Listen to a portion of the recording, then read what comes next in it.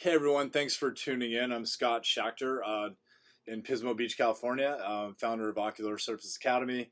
I wanted to talk today about medical optometry and full scope optometry, comprehensive eye care. Things have changed a lot since my career started in California. We were, I think, when I graduated, trying to get the ability to write topical antibiotics, maybe even dilating just a few years before that. So the profession has certainly changed. Um, there are statistics that show there's about 44,000 of us in the country. Approximately 12 to 15,000 are writing prescriptions. So a pretty low number. Consider that maybe some of us are working in ophthalmology practices where they don't have a DAA, so that goes under the ophthalmologist license, so we don't get credit for that. We may be practicing medically. Some of us are faced in heavy HMO environments, so we are really restricted.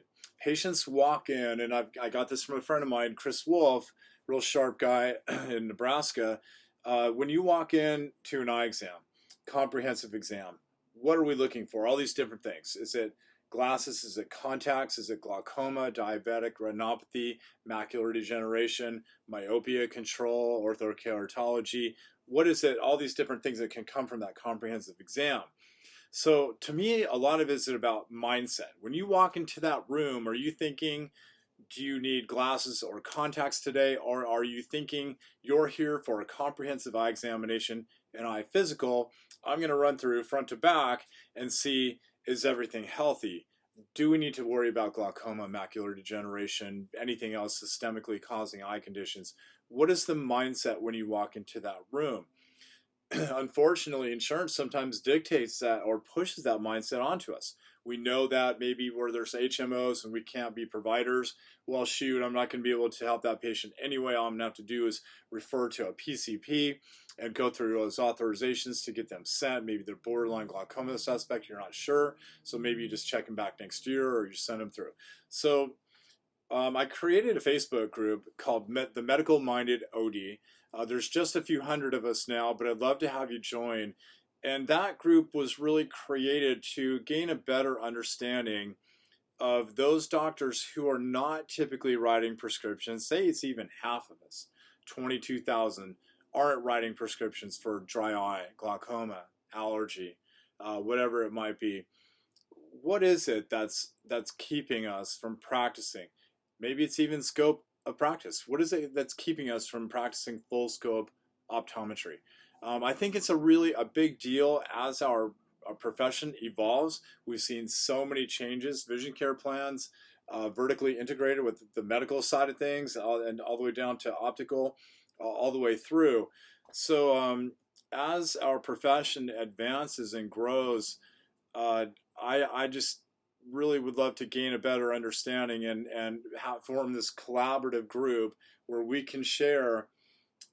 You've got somebody like Richard Maharaj in Canada who's doing great stuff on a very unique healthcare system, different than the U.S.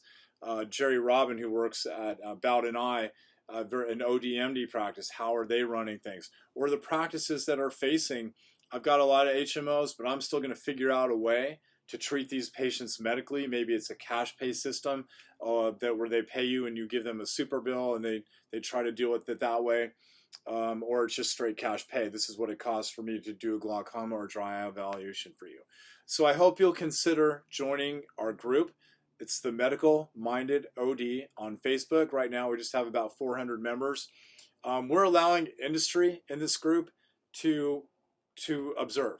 So for industry members who want to come in and maybe they can offer some advice on how we can do things better, that's great, but I'd like you to sort of think of it like you're at the zoo. You can observe, but I really don't want you to pat any of the animals on the back or message them or anything. Just kind of watch, and we can try to work together with industry and legislators and all of that. How can we advance our profession so more of us can treat and practice how we want to without restrictions or obstacles? We also welcome corporate optometry. We have that Facebook group who's joining because I want to hear from you. What are you doing? Maybe some of you have found a way to embrace medical model. And when we talk about medical model again, I think it's all just plain mindset. It's practicing optometry. That's what it is. We are primary eye care physicians. We are there to screen, diagnose, treat, follow, etc. So join us. I'd love to have you there. We're also looking for tours of practices on video. Take us through what have you done in your practice? And Jerry Robin and Richard Maharaj posted great videos. We're expecting some more. A tour of the practice, how the patient flow goes. So thanks for watching, and I look forward to seeing you on Facebook. Thanks a lot.